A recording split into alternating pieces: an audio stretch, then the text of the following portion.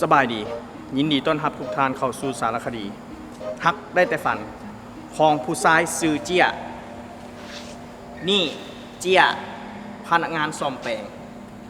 และนี่นุ้ยพนักงานใหม่ของบริษัทเขาเจียลงหักนุ้ยตั้งแต่ครั้งทำอีทีได้เจอกันเจ๊มานี่ถือนี่มานึงอันไหน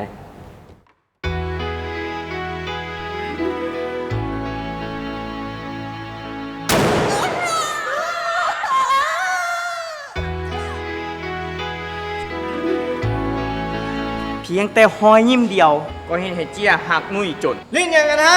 หัวหน้าลิ้นนำดูท่านจะเล่นน้ำ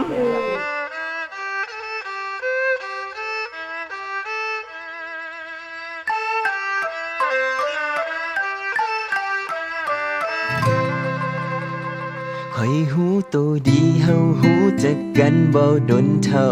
ใดเจ้าคงจะบ่เสื้อใจคำเว้าใดๆของสายคนนี้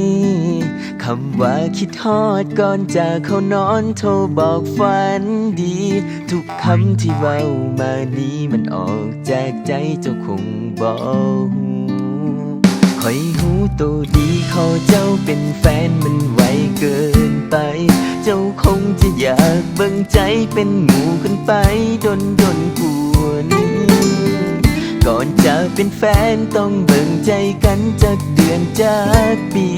ขอเจ้าเป็นแฟนตอนนี้เจ้าคงสอลีบอกค่อยกูดบายอยากอธิบาย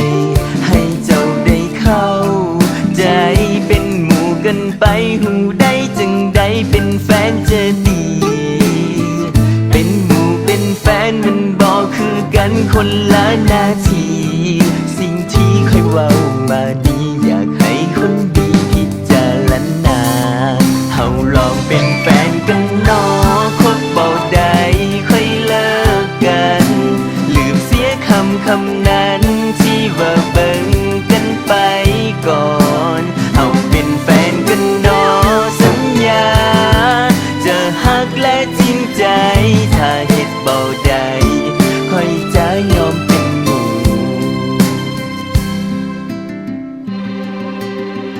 คอยหูตัวดีขอเจ้าเป็นแฟนมันไวเกินไป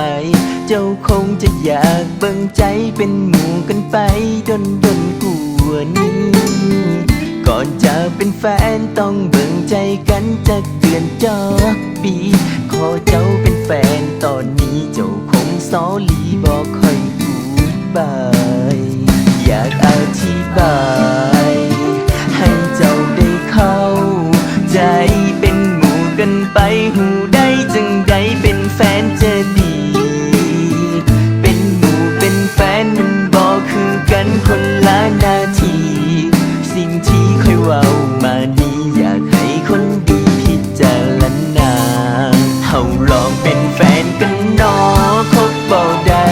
ค่อยเลิกกันลืมเสียคำนั้นที่ว่าเบิ่งกันไป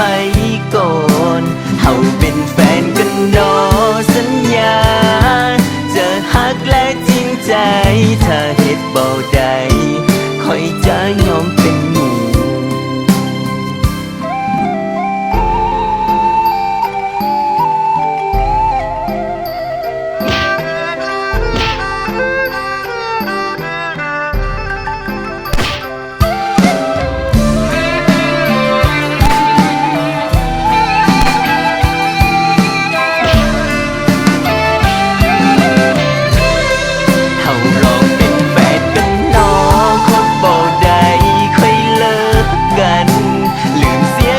คำนั้นที่ว่าเบิ่งกันไปก่อนเฮาเป็นแฟนกันเนาะสัญญาจะฮักและเอาใจถ้าเฮ็ดบ่ได้ค่อยจะยอมเป็นหมู่ถ้าเฮ็ดบ่ได้ค่อยจะยอมเป็นหมู่ถ้าเป็นแฟนกันมื้อนี้สิมีโปรโมชั่นหยังบ่ มีโปรโมชั่นหักและจริงใจตลอดชีวิตการใช้งาน แน่ใจ แน่ใจ ฉันเป็นกระเป็ด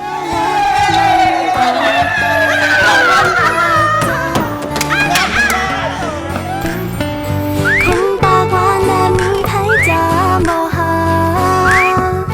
คนน่าหักขอบใจที่เจ้ามาสน